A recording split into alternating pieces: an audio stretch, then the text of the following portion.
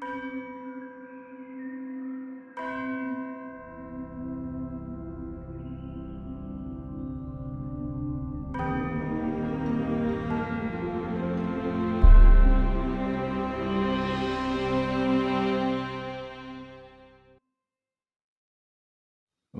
அன்பர்களே. இன்று நாம் நம்முடைய பிஏ கேத்தலிக் ஒளிபரப்பு வழியாக காணவிருப்பது பெங்களூரு உயர் மறை மாவட்டத்தில் உள்ள கேபி அக்ரஹாரா என்ற பகுதியில் இருக்கின்ற புதிய பங்கான தூய அந்தோனியாருடைய ஆலயத்தை பற்றி நாம் பார்க்கவிருக்கின்றோம்.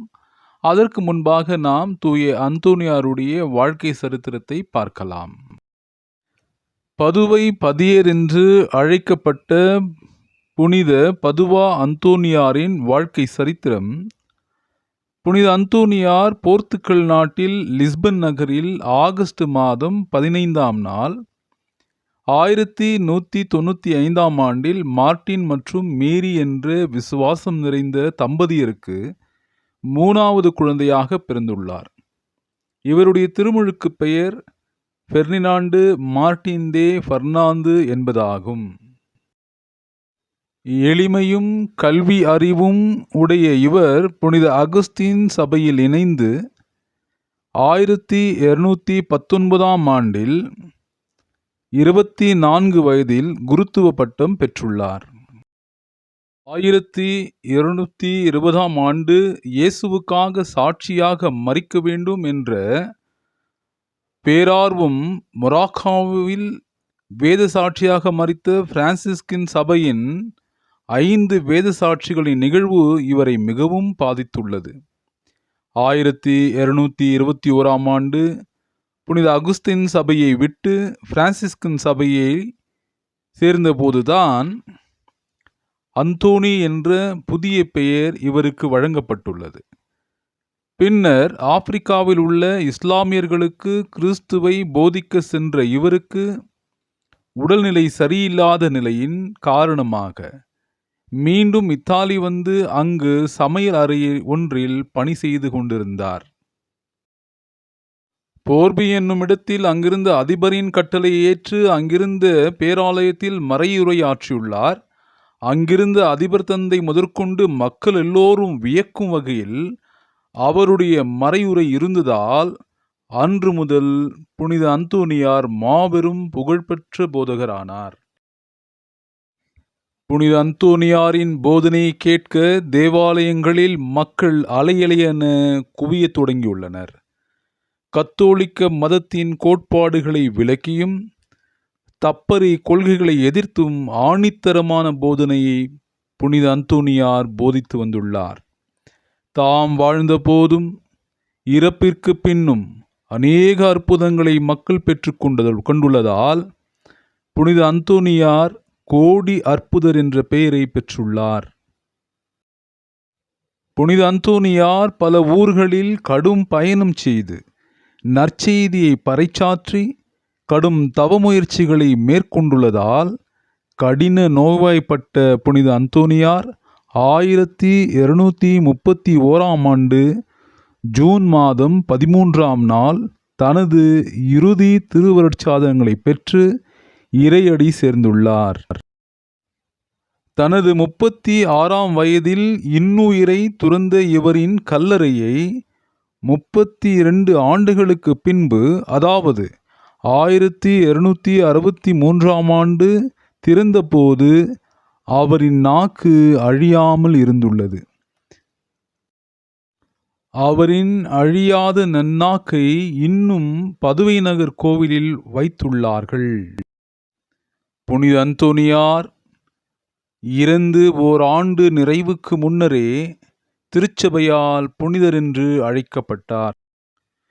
1946ஆம் ஆண்டு திருத்தந்தை 12ஆம் பத்திநாதர் புனித அந்தோனியாரை திருச்சபையின் மறைநூல் வல்லுநர்களில் ஒருவராக அறிவிக்கப்பட்டது குறிப்பிடத்தக்கது. இப்பெயர் பெற்ற புனிதரின் தேவாலயம் பெங்களூரில் உள்ள கேபி அக்ரஹாரத்தில் உள்ளது. அந்த தேவாலயத்தில் உள்ள மக்களை நாம் சந்தித்த பொழுது அவர்கள் சொன்ன சில விஷயங்களை இந்த காணொளி மூலம் நாம் காணலாம். வாருங்கள்.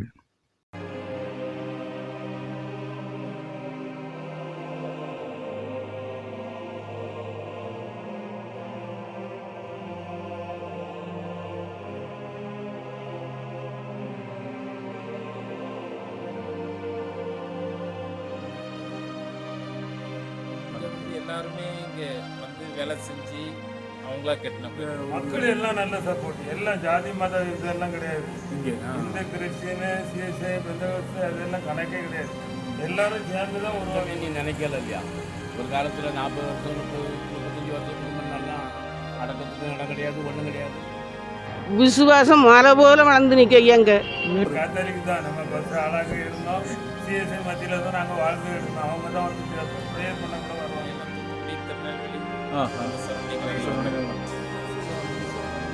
அந்த சொற்பத்துக்கு நாம் போனோம். அப்படி என்ற ஒரு அனுபவம் அந்த உள்ளுக்கு பழைக்க வந்தவங்களுக்கு நம்ம ஏதாவது செய்யணும். அவர் ஒரு நாள் ஒரு வார்த்தை சொன்னார், உங்களுக்கு புதுச தரையிலேருந்து நம்ம சேர்த்து உட்கார மாட்டேன். கிறிஸ்தவர் நாங்கள் வந்து எங்களுக்கு பிறப்பு அளப்பெல்லாம் தூத்துக்குடி மாவட்டம். அங்கேருந்து நாங்கள் இங்கே ஒரு 100 குடும்பம் இங்கே இருக்கோம். அங்கேருந்து வந்து நாங்களே தான், நம்மளுக்கு கோயில் இல்லாமல் இருக்குதுன்னு சொல்லி நாங்கள் எல்லோரும் பணம் போட்டு வசூல் பண்ணி இந்த கோயிலை நாங்கள் கட்டினோம். அந்தோணியார் மெய் அதில் இருக்கார். என்ன நினச்சி வந்தாங்களோ அவங்களுக்கு அந்த காரியத்தை நடத்தி கொடுக்காரு. அதனால அந்தோணியார் ரொம்ப அற்புதம் செய்தார். நாங்களே கண்ணில் பார்த்துருக்கோம். அந்தோணியாரும் இயேசுநாதரும் ஒன்றா பீடத்துலேருந்து இறங்கி வரதை நிறைய பேர் பார்த்துருக்காங்க. வாரவங்களுக்கு யாரையும் வெறுங்கையாக விடுறதில்லை அந்தோணியார். ஆண்டவரும் அந்தோணியாரும் சேர்ந்து நிறைவான ஆசீர்வாதத்தை கொடுக்குறாங்க. எல்லார் குடும்பமும் நல்லா வச்சுருக்காங்க.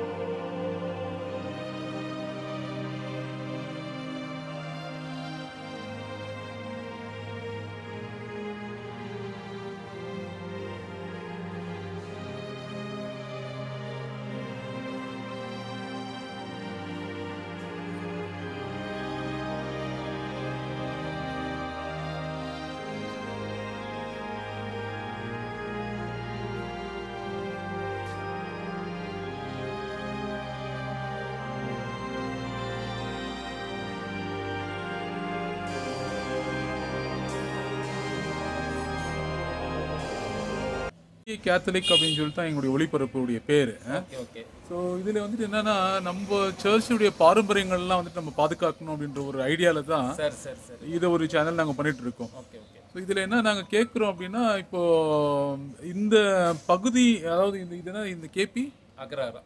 அக்ரஹாரா இல்லைங்களா? கேபி அக்ரஹாரா, நேதாஜி நகர். நேதாஜி நகர்.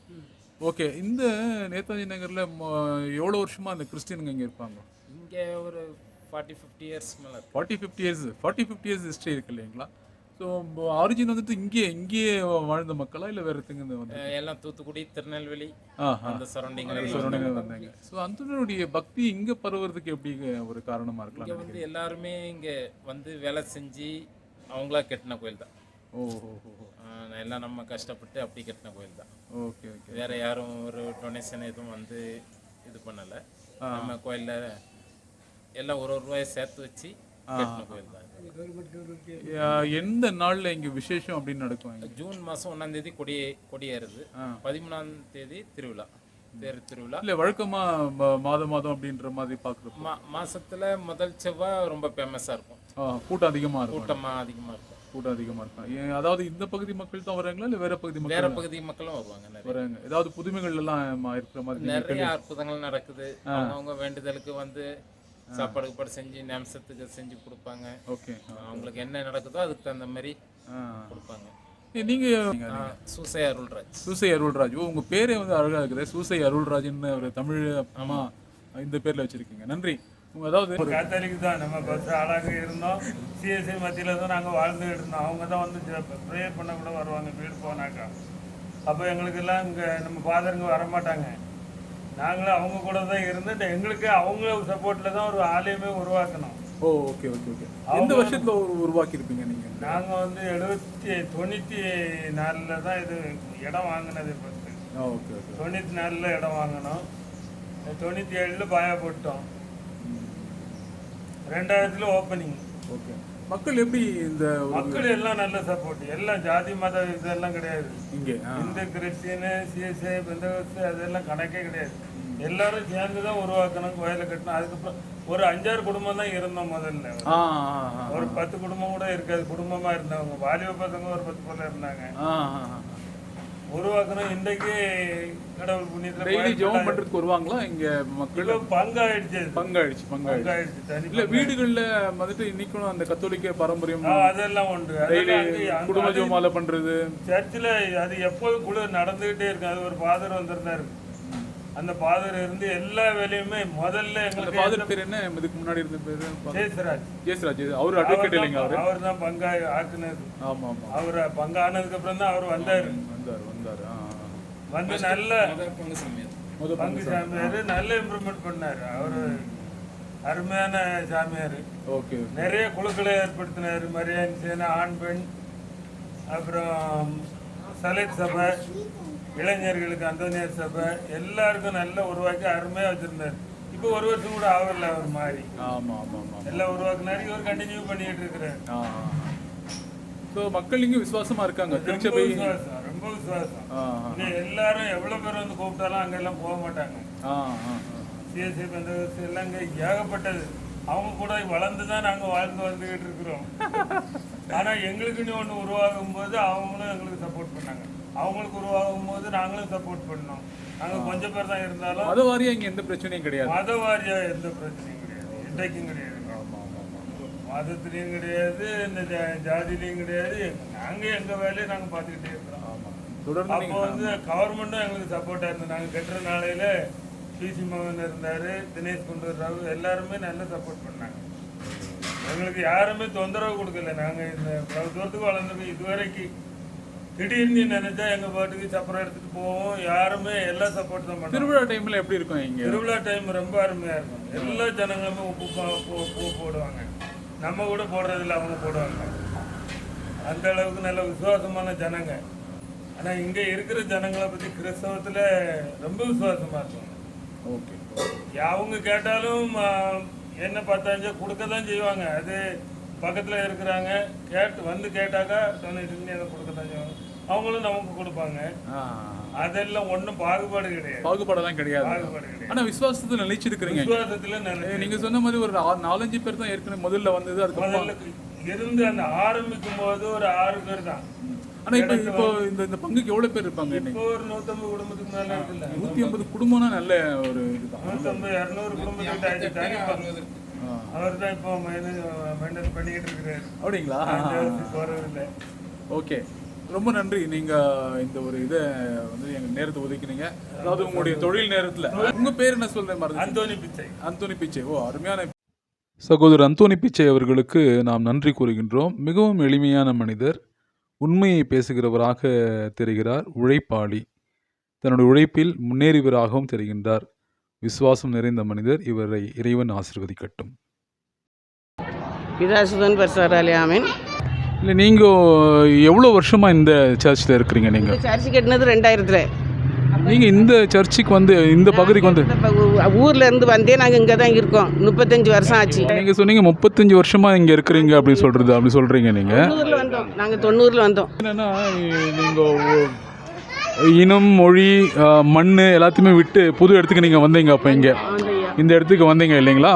அப்படி இங்கே வந்தப்போ உங்களுடைய மனநிலை எப்படி? இப்போது இங்கே விசுவாசம் எந்த அளவுக்கு இந்த இடத்துல வளர்ந்துக்குது அப்படின்னு நீங்கள் சொல்ல முடியும்? விசுவாசம் மலை போல வளர்ந்து நிற்க எங்க தூத்துக்குடி மாவட்டத்தில் தான் நிறைய பேர் வந்துக்கிறதா சொன்னீங்க நீங்கள். நிறைய பேர் இருக்கும். அப்போது எல்லாருமே அந்த விசுவாசத்தோட இன்னும் நிலைச்சிருக்காங்க. ஒருத்தரும் எங்க தூத்துக்குடியில் மாவட்டம் வேற எந்த சபைக்கும் போக மாட்டாங்க. கத்தோலிக்க விசுவாசத்துலேருந்து யாரும் குறையில அப்படின்ற மாதிரி நீங்கள் சொல்கிறீங்க. சரி, ரொம்ப நன்றி. நீங்கள் இந்த உங்கள் பேர் என்ன சொல்கிறீங்க? தேவதனிஸ்வரர். நீங்கள் எவ்வளோ வருஷமாக இருக்கீங்க? நாங்கள் வந்து 40 வருஷத்துக்கு மேலே ஆச்சு. அதாவது எங்கள் ஊர் பக்கம் இருக்கு இல்லையா, அங்கே வந்து ஒவரின்னு ஒரு ஊர் இருக்குது. ஒவரி அது புனித அந்தோணியார் கோயில் இருக்காங்க. நாங்கள் எல்லாருமே புனித அந்தோணியாரை கும்பிடுறவங்க தான். ஆர்சி மதமாக இருந்தாலும் அந்த கோயிலுக்கு தான் ஜாஸ்தி காணிக்கைகள் கொண்டு போகிறோம். ஒரு காலத்தில் இந்த ஒரு கோயிலும் இல்லை, ஒன்றும் இல்லை. நாங்கள் எல்லாருக்கிட்டையும் வசூல் பண்ணி தான் இந்த கோயிலை கட்டினோம். எல்லாருக்கிட்டையும் வசூல் பண்ணோம். பிராடஸ்டாண்டுக்காரங்க, பெந்தகோஸ்துக்காரங்க எல்லாரும் அந்த மாதிரி பார்க்கறது இல்லை. வியாபாரத்தில் எல்லாம் ஒன்றா இருக்கோம்ல. வியாபார ரீதியில் நாங்கள் எல்லாம் ஒன்றா இருக்கோம். பிராடஸ்டாண்டுக்காரங்க, பெந்தகோஸ்துக்காரங்க எல்லாம் அண்ணன் தம்பி மாதிரி தானே. எல்லாம் ஜாதிலையும் ஒன்று தான். நாங்கள் 600 வீடு இருக்குது.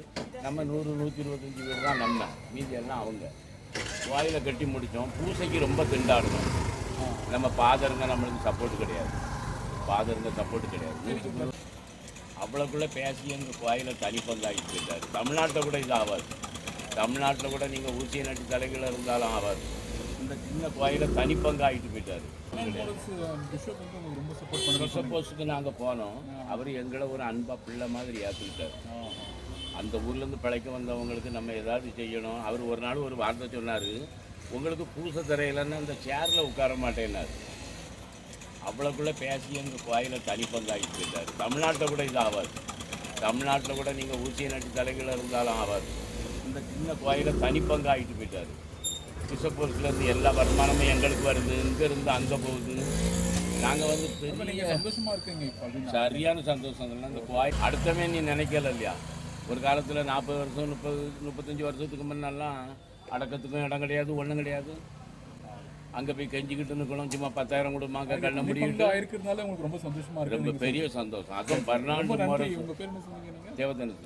பர்னாண்டு மோரஸ் இருக்காருல்ல, தேவதனிஸ் கிளாஸ். அவருக்கு அதாவது ரொம்ப தெளிவாக அந்த பங்குடைய நிலைமை. ஆமாம், நானும் ஒரு 10 வருஷம் பொறுப்பும் பார்த்தேன். இது நன்றிங்க. அவர் என்ன ஒரு வார்த்தை சொல்லணும், அவர் ஒரு புனிதர்ன்னு நான் நினைக்கிறேன். என் உள்ளத்தில் பர்னாண்டு மோரஸ் வந்து அவர் சாதாரண மனுஷன் இல்லை, ஒரு புனித தகப்பன்.